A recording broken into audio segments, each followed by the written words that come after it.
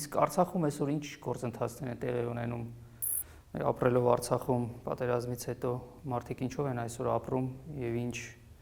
կարծիք ունեն մեր ապագայի մասին ընդհանրապես։ Կպատմես մի քիչ։ Իհարկե, Արցախում խառը վիճակ է, կարող է ինչ-որ մեկին թվալ, թե բոլորը հարմարվել են արդեն իրենց առօրյա կյանքով շարունակում են ապրել, սակայն ամենևին այդպես չէ։ Այսինքն միգուցե կողքից այդպես կերևա, բայց մարդիկ շատ զբաղված են, մարդկանց հոգսերն են շատացել։ Ստեփանակերտի բնակչությունը 2 անգամ ավելացել է ի հաշիվ տեղահանված բնակչության։ Մարդկանց այդ առօրյա հոգսերը, ինչ-որ խնդիրներին լուծումներ գտնել, անընդհատ ինչ-որ տեղից մի տեղ վազելը, գալիս է Ստեփանակերտ, թվում է թե ինչ-որ մի հատ խիտ միլիոնանոց քաղաքում է, պրոբկաներ, անընդհատ հերթեր, տարբեր տեղեր, այնպես որ մարդիկ դեռ ժամանակ չունեն խորքային հարցերի մասին մտածելու։ Թե դա լինի արտաքին քաղաքականություն, անվտանգություն անգամ, որ այսպես նայում ես այդքան էլ խորքային չի, բայց այսինքն անմիջական կարևորության հարց է, բայց մարդիկ դեռևս այդքան ժամանակ չունեն մտածելու նման հարցերի շուրջ։ Ինձ հետաքրքիր է ուղղակի ռուսական խաղաղապահների ներկայությունը չի ներշնչում անվտանգության զգացում արցախցիների մոտ, թե դա ընկալվում է որպես տենց էլ պետքա լիներ, մենք ոչինչ չենք կարող անել, ընդունել իրականությունը այնպես ինչպես որ կա, բայց չզգալ իսկապես անվտանգ։ Այստեղ իհարկե տեսակետները կիսվում են, մարդկանց մի մասը մտածում է, որ հեսա ռուսները կան, ուրեմն ամեն ինչ լավ է, այսինքն անվտանգություն, չգիտեմ, այնտեղ զարգացում, տնտեսական եւ այլն։ Իրականում այդպես էլ կար, այսինքն այն թաղամասերը, որտեղ ռուսները տեղակայված էին, աննախադեպ տնտեսական զարգացում են ապրել, խանութներ, նոր, տարբեր, չգիտեմ, ինչ-որ կետեր, անգամ ինչ-որ նոր ձեռնարկություններ ու բիզնեսներ։ Իսկ մարդկանց մի այլ մաս մտածում է, որ այսինքն էլի շատ կիսվում են կարծիքները, կամ մտածում են, որ ուրիշ ելք չունեինք, կամ մտածում են, այսինքն որ դա մեծ ինչ-որ գերտերությունների խաղի արդյունք է, կամ մտածում են, որ մեր խելքից է, որ այսպես է, բայց այնպես որ ասեմ միակարծիք բոլորը ասում են, դե հենա ռուսները այստեղ են, ուրեմն անվտանգությունը երաշխավորված է, իհարկե այդպես չէ, ինչ-որ հասարակ անձնական դեպքեր էլ կան,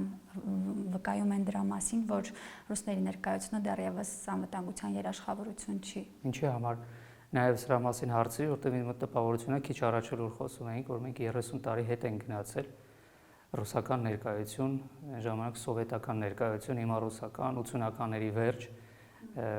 Ես ինչպես հիշում եմ այդ ամենը, նաև իհարկե հետո մասնագիտորեն եմ զբաղվել, ինչպես էր կոնֆլիկտը զարգանում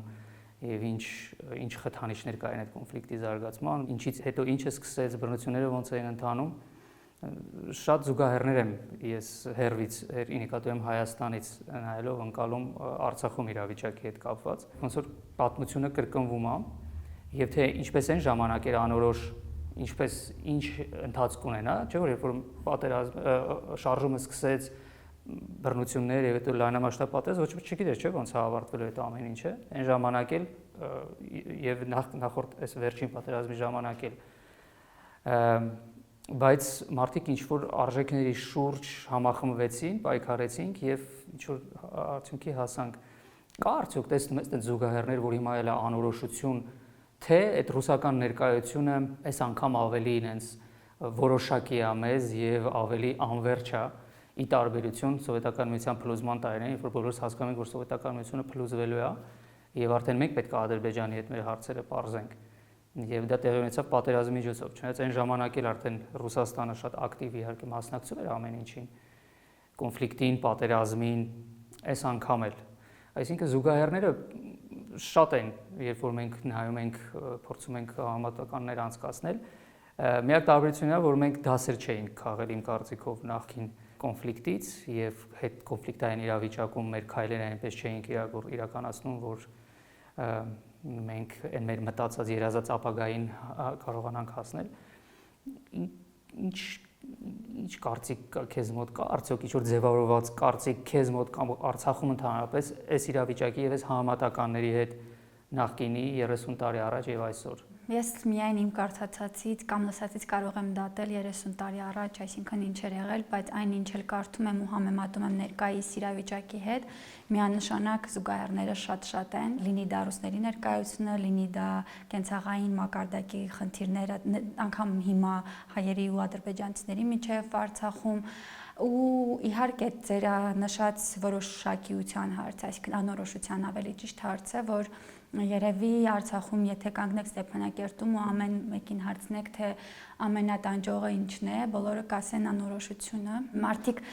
իրոք չգիտեն ինչ է լինելու մի ամիս հետո, մի տարի հետո ու չգիտեմ դա ինչի խնդիր, այսինքն արդյոք դա պետության կողմից պետք է ինչ-որ մեկը կանգնի, ասի, ես ասում եմ, որ այսինքն այսպես կլինի, այսպես մենք ինչ-որ նպատակ ենք դնում ու կշարժվենք այդ նպատակին, դեպի այդ նպատակը, թե դա պետք է մարդկանց ներսում արդեն ինչ-որ պատկերացում կազմվի արտաքին գործոնների արդյունքում, բայց իհարկե ես գործից բերումով նաև տարբեր սոցիալական ծրագրերում եմ ընդգրկված ու եղել եմ Արցախի մնացած բոլոր շրջաններում, շրջկենտրոններում ու որոշ մեծ գյուղերում հանդիպումներ ենք ունենում մարդկանց հետ ու մարդկանց երբ ասում ես ինչ խնդիր եք տեսնում, ասում են թունելի վերջում լույս չենք տեսնում։ Երեք մենք ընկերներով պատահաբար հանդիպեցինք Ստեփանակերտի կենտրոնում ու բոլորի ասենց խոսքից մի բան հետևեց, ասում են մենք այստեղ ապագա չենք տեսնում, բայց մենք այստեղ մեզ լավ ենք զգում։ Այսինքն չգիտեմ դա ինչով է պայմանավորված, միգուցե շատ պաթետիկ է հնչում, բայց երևի 4 հոգի էին, 4-ն էլ այդպես էին ասում, օրինակ ասում են հա մենք ստեղ մեզ ապագա չենք տեսնում, բայց մենք մեզ ստեղ ավելի լավ ենք զգում։ Ես ասեմ, որ ինձ թվում է Հայաստանում էլ նույն մտածելակերպն է, նույն պատկերացումներն են։ Ինձ էլ է տենց։ Ես երբ որ նույնպես իմ շրջապատում երբ որ խոսում ենք, շատ հազվադեպ, բայց երբեմն շատ նման է իրավիճակը, որ մենք մեզ լավ ենք զգում, դրա համար ենք այստեղ, այլապես Հայաստանում էլ առանձնապես ապագան չի ուրվագծվում դրական իմաստով։ Ինչևից է, ես ուզում եի նաև մենք խոսենք եւ անդրադառնանք մի քիչ արդեն այդ ապագային, չնայած անորոշ վիճակում եւ ինչպես ենք տեսնում այդ ապագան, մենք մեր հարևանները շարունակելու են մնալ մեր հարևանները, պարզ ասած ու մասին է, հա, խոսքը մեր արևելքի եւ արևմուտքի հարևաններին։ Հիմա ավելացել է նաեւ հյուսիսային հարևանը, Ռուսաստանը, որը անմիջական հարևան չի, բայց դե անշուշտ առանց որևէ ներբերանքներ հաղորդելով այս հանգամանքին, հա, պարզ է մեր արևելքի եւ արևմուտքի հարևանների հանդեպ մենք ունենք որոշակի դիրքորոշում կապված նաեւ վերջին պատերազմի արդյունքում եւ այսօր շատ է տարածված հայաստանյան լրատվամիջոցներում թուրքը արդյոք շարունակում է մեր թշնամին մնալ, թե չէ, ադրբեջանցու մասին չենք էլ խոսում, որովհետև դրա մասին խոսելը արդեն կհամարվեր դավաճանության վերջին տեղը, գիծը, շեմը, բայց Թուրքիայի մասին խոսում են, ես ուզում եմ հասկանանք միասին,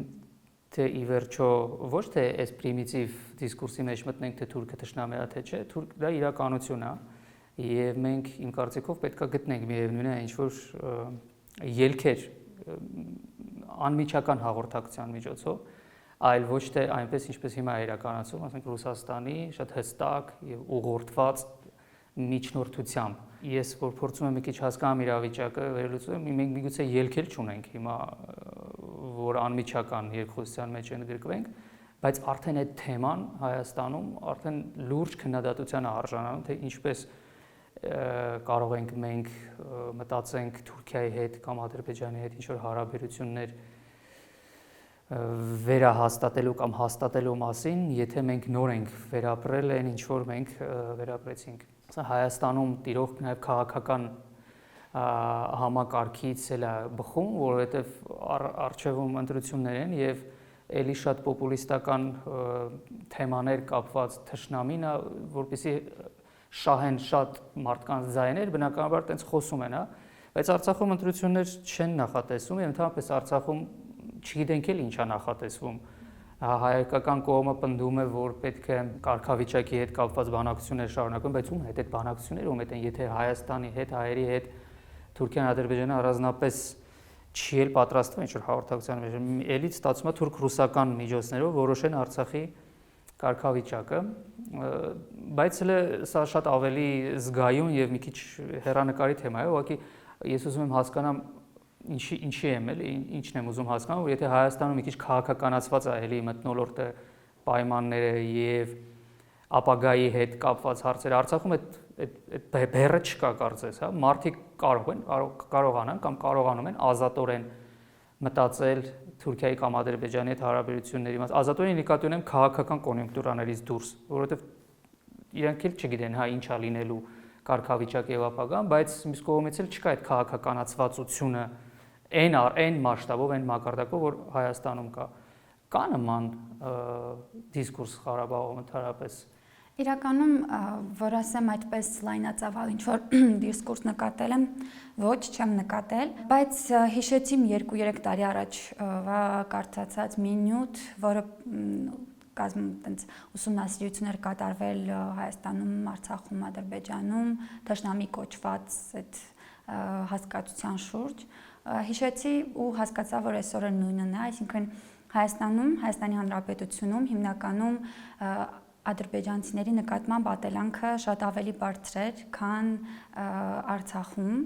ու նույնը թուրքերի նկատմամբ, այսինքն Արցախում թուրքը ավելի շատ մեծ դաշնամի է դիտվում, քան ադրբեջանցին, չգիտեմ հեռավորությունը երևի մեծ նշանակություն ունի, որ հեռուն ավելի վտանգավոր է թվում։ Այդ հետաքրքիր է, որ ասեցիր, ես չգիտեմ ինչ նյութի է հիմա դու հղում, բայց ասեցիր 2-3 տարի առաջ է, բավական թարմ, որ ինչի եմ ես սա ասում, որովհետև ես էլ ինքս զբաղվելով իհարկե կոնֆլիկտի ծագումնաբանության, ընթացքի, շարժառիթների, խոսքը Ղարաբաղյան կոնֆլիկտի մասին է, եւ նաեւ շատ շփվելով ադրբեջանցի քաղաքացիական հասարակության ներկայացուցիչների հետ, արցախցի, բնականաբար հայաստանցի խաղաղաշինական ծրագրերի շրջանակում հստակ զգացվում էր տարբերությունը հին սերնդի եւ նոր սերնդի ընկալումների, մոտեցումների առումով հակառակորդի նկատմամբ, դիմացինի նկատմամբ, ասենք ադրբեջանցիների նկատմամբ, որովհետեւ նախքին ամեն դեպքում նախքինում կուտակած փորձը, ավելի համատեղ ապրելու փորձը, հիշողության մեջ դրոշված որոշակի մոդելների, իմիջներ եւ այլն, այդ ամեն ինչը հին սերնդի մոտ այլ կերպ էր, նրանք այլ կերպ էին ընկալում, իհարկե ընդհանուր առմամբ բոլորն էլ նույն կոնտեքստում էին անշուշտ, բայց ես ուզում եմ ինքս ինձ համար նաև հասկանալ, արդյոք դա այդպես է, որ այս 30 տարին նոր սերունդ չէ, արդեն երևի մեկից ավել սերունդ, որոնք երբևիցե չեն շփվել, ընդհանրապես որևէ հիշողության բեռ ասեմ, թե դրական առումով որևէ նրբերանգ չունեն, հա, հարևանի հետ։ Իհարկե նրանց ծնողները միգուցե ունեն, բայց այդ փոխանցումը ընդհանրապես տեղի ունեցել է, թե այն արմատականացումը, այն վիճակը, որ մենք այն ինչ որ ռոպագանդում էր, հա, այս 30 տարիների ընթացքում, որ մենք թշնամի ենք եւ վերջ չկա դրանից դենը, ուրիշ մի բան, որ հին սերունդը ուներ եւ եթե ինչքան էլ այդ ռոպագանդան գրել, միևնույն նրանց հիշողության մեջ կար, չէ։ Լավը լիներ թե վատը լիներ, բայց ուրիշ շփման վկա նրանք եղել են, նոր սերունդը չի եղել։ Հետաքրքիր է ուղղակի Արցախում հիմա երիտասարդ սերունդն է, չէ, եթե ինչ որ մի բան գնալու խոսի իր հարևանների հետ կամ իր կարգավիճակը բարձելու համար, ապա նրանցն է։ Կա այդ տեսնում ես այդ բացի այդ հետազոտության արդյունքներից այլ ինչ որ վկայություններ, որ նախկինում չունեցած դրական փորձը կարող է իր հետևանքները ունենա, ոչ դրական հետևանքներ ունենա, որտեղ մարդիկ ընկալում են միայն որպես թշնամի, միայն որպես ռազմի դաշտում հարցեր լուծելու հնարավորություն ադրբեջանցիների հետ։ Մեծերի կողմից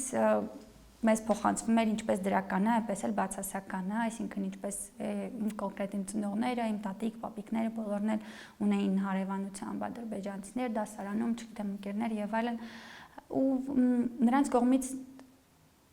լավը պատմվում է, այսինքն խոսում են, պատմում են շատ հաճելի բաներից, ու մեկ էլ գալիս է 88-ը,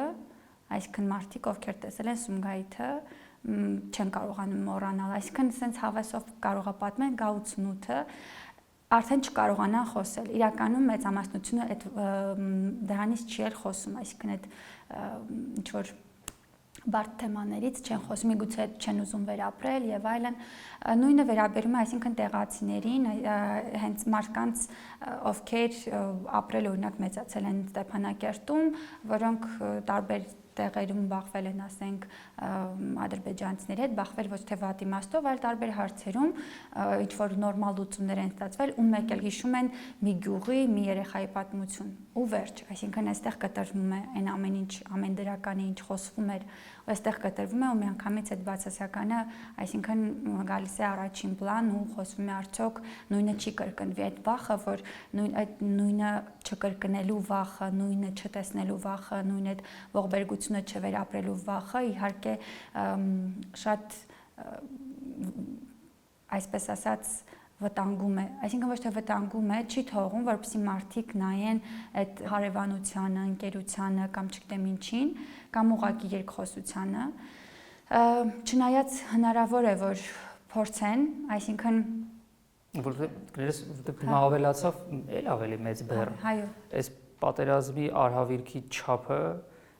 համեմատությունների մասին չի խոսքը, բայց կարծում եմ, որ էլ ավելի մեծ հետք թողեց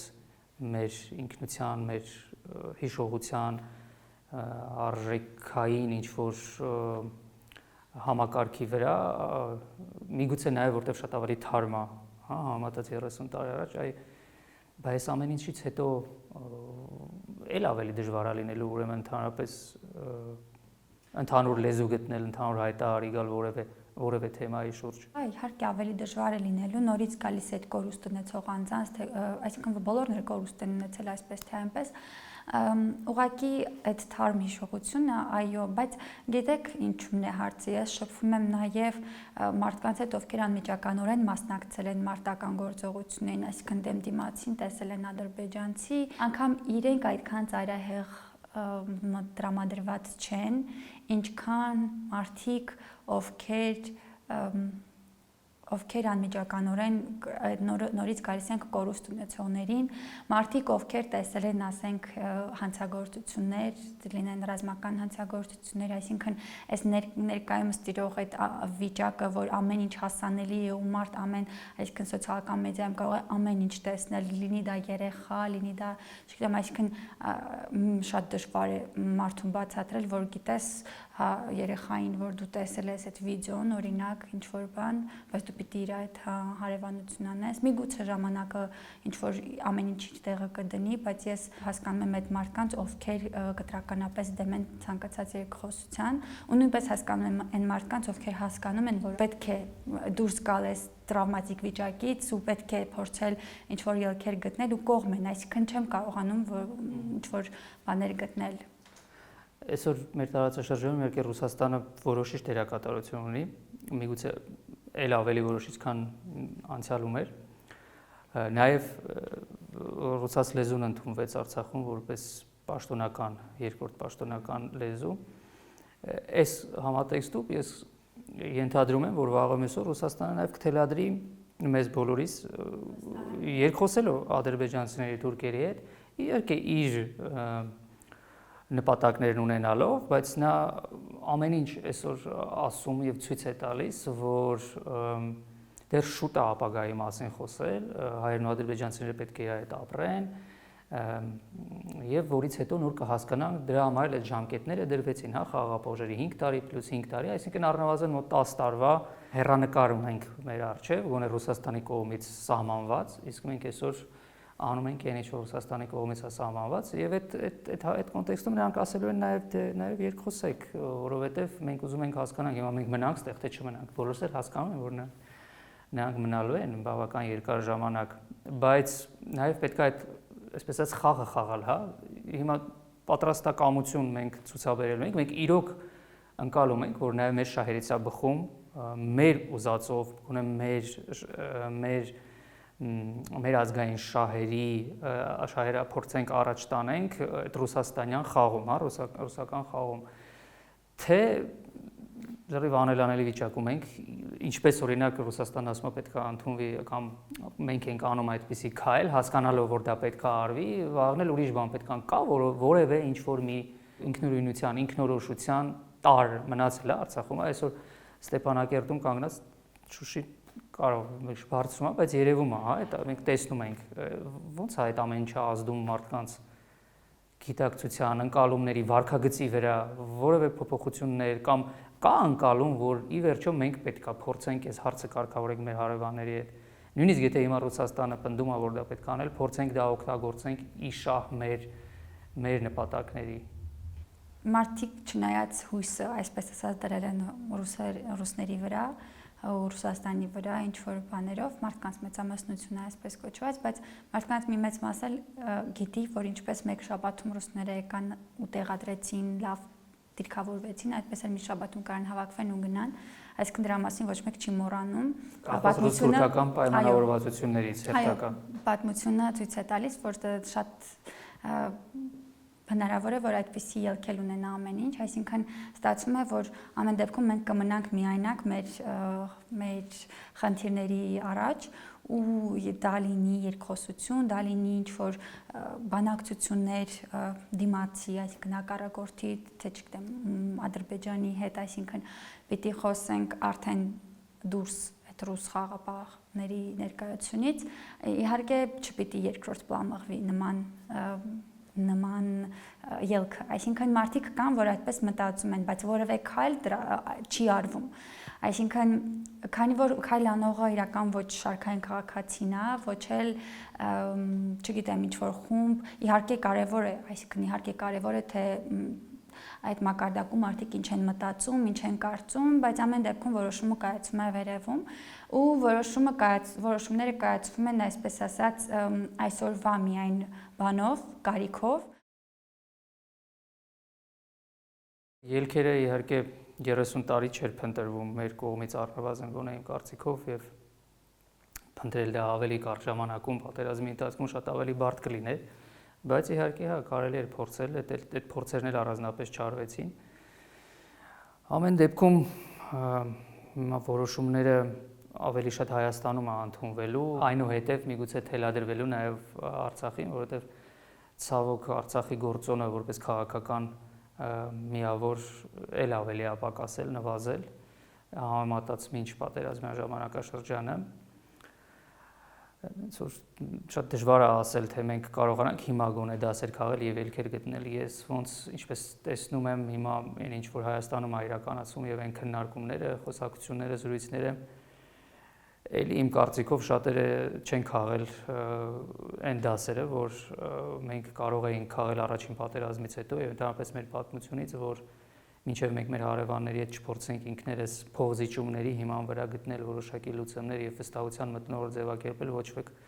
մեր փոխարեն դա չի անելու եւ այդ պատրանքները, որ այո, ինչպես ներ դու ասացիր, որ ռուսները, հա, բարձա բոլորս էլ հասկանում ենք, որ միակ անվտանգության երաշխիքը հիմա ռուսներն են, ուզենք թե չուզենք, բայց ինչ կարող է լինի վաղը, հա, եւ եթե ռուսների շահերը մեր տարածաշրջանում փոխվեն կամ ռուս-թուրքական շահերը փոխվեն համատեղ, մենք տեսնում ենք այլ կոնֆլիկտային գոտիներում ռուս-թուրքական շահերը ինչպես են համընկնում կամ հակասում եւ չի բացառվում, որ վաղը կամ մյուս օրն կարող է մեր տարածաշրջանում հակասեն կամ համընկնեն, միայն մի բան է պարզ, որ ռուսները չեն պատրաստվում Թուրքիայի հետ պատերազմել Արցախի անկախության կամ Արցախի ժողովրդի Հայաստանի նույնիսկ անվտանգության համար, այնպես որ եթե մենք խոսում ենք հեռանկարային խաղաղության եւ անվտանգության մասին, այո, ելքը հարևանների հետ երկխոսելն է, ինչքան էլ դա դժվար լինի, ես ինքս որպես Հայաստանի քաղաքացի միգուցե այսօր պատրաստ չեմ, բայց այդ ընկալումը կա, որ պետքա, իհարկե դա իմ գործն էլ չի, դա պետքա քաղաքական էլիտաները անեն, բայց որպես քաղաքացիական ասել, սովորական քաղաքացի մենք մեր որոշակի ներդրումը ամեն փուլում էլ ունենում ենք, այսպես կոչված խաղաղաշինության գործընթացներում, եւ այն, որ մենք ի վերջո պետք է փորձենք մեր շահերի հիման վրա առաջնորդվենք եւ կայացնենք որոշումներ, փորձենք հասնենք գոնե որոշակի որոշումների, որը շատ դժվար կլինի առանց փոխզիջումների, դա մեր միակ ելքն է եւ այդտեղ թե ռուսների հետ կհամընկնի մեր շահը, շատ ավելի լավ, եթե չհամընկնի, մենք գոնե դա պետք է կարողանանք բացատրենք մեր հյուսիսային գործընկերոջը եւ բարեկամին, որ գոնե այդպես առաջ գնանք, իսկ դա առաջիկայում միգուցե ավելի պարզություն կմտցվի այդ ամեն ինչում պայմանավորված ընտրություններով Հայաստանում, որ հուսով ենք տեղի կունենան, որովհետև ի վերջո քաղաքական գործիչներն են այդ ամեն ինչի մասին խոսելու։ Հետաքրքիր կլինի նաև տեսնել, թե ինչպես են նրանք իրենց ծրագրերում ներկայացնելու այդ հարցը, արտաքին քաղաքականությունը, եւ ես հակված եմ արդեն դատելով այն ինչ որ տեղի ունենում, շատ լուրջ փոփոխություններ չնկատելու եւ այդ, այսպես ասած, ոչ մի թիզականությունը, չնայած ահագին թիզ արդեն զիջել ենք Ադրբեջանին եւ այդ հոխորտանքով էլի երազանքներով ամեն ինչ ներկայացնելը եւ խոսալը կարծես թե այս պատերազմից էլ դասեր չենք քաղել, բայց հուսով եմ կգտնվեն այնպիսի ուժեր, որոնք ի վերջո պրագմատիզմի դիրքերից հանդես կգան, այլ ոչ թե երազանքների եւ այդ դիրքը լինելու է իհարկե շատ ցավոտ, բայց չեմ կարծում ավելի ցավոտ, քան այն ինչ որ մենք վերապրեցինք անցած տարվա վերջին։ Գիտեք, այդ ձեր նշած երազանքներն ու այդ պահանջատիրությունը այդքան էլ վատ բան չէ, բայց նայած ինչպես է ներկայացվում, այսինքն այն ինչ մենք վերջին 100 տարվա ընթացքում ենք տեսել, այդ դրա ոնց ասեմ, ծայրահեղ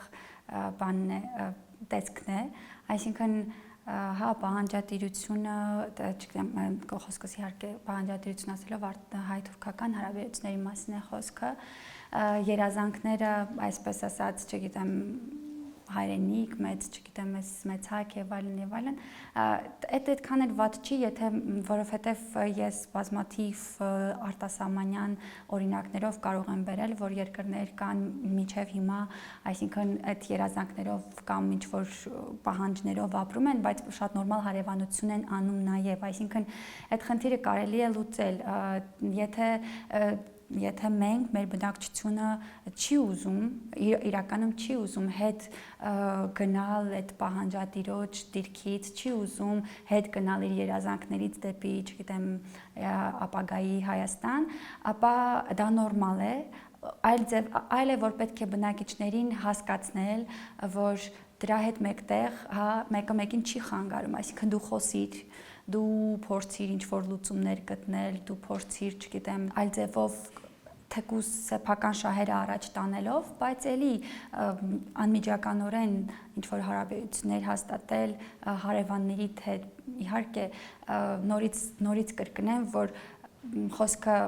այն մասին է, որ միևնույն է մեր վրա այս տարածաշրջանում հարցեր լուծելու բեռը, այսինքն հույսներս ուրիշի վրա չդնենք։ Հա, ես ընդհանրապես ուզում եմ ասեմ, որ քաղաքականությունն է պրագմատիզմի մասին։ Մենք յուրաքանչյուրս մեր երազանքներն ունենք, թե մեր անձնական կյանքում, թե ազգային իղձերի հետ կապված, պարզապես այդ ամեն ինչը քաղաքականությունում, եթե չի հիմնավորվում ռեալ բազայով անվտանգային երաշխիքներով, որ դու կարող ես հասնել դրան, դա դառնում է ավանտյուրա արդեն։ Եվ մենք այդ ավանտյուրայի զոհ դարձանք, այլապես ոչ մեկին չի ուզում զրկի երազանքներից, մեր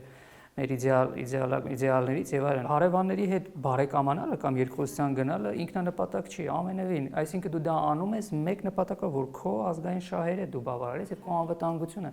Պատմության մեջ այսօր էլ մենք ունենք բազմաթիվ օրինակներ, Իսրայելի մասին մենք շատ ենք սիրում, չէ՞, միշտ հիշատակել, բայց Իսրայելը շատ հարևանների հետ չունի լավ հարաբերություններ, բայց նա կարողացել է ապահովի իր անվտանգությունը եւ վճարում է այդ գինը լավ հարաբերություններ չունենալու, անընդհատ զարգանալով եւ կատարելագործելով իր անվտանգային համակարգերը։ Մենք դա չկարողացանք անել, չուզեցինք, չտեսանք, ես չգիտեմ, շատ կարող է լինեն, հա, պատճառները, այո, բայց եթե մենք դա չենք մեր երազանքներին հասնելու համար, մենք չենք ապահովում տարական անվտանգային համակարգեր, ապա մենք դատապարտված ենք եւ այս վերջին օրինակը ցավոք դրա վկայությունն էր։ Ես սա եմ ընդհանրապես ուզում ասել։ Այո։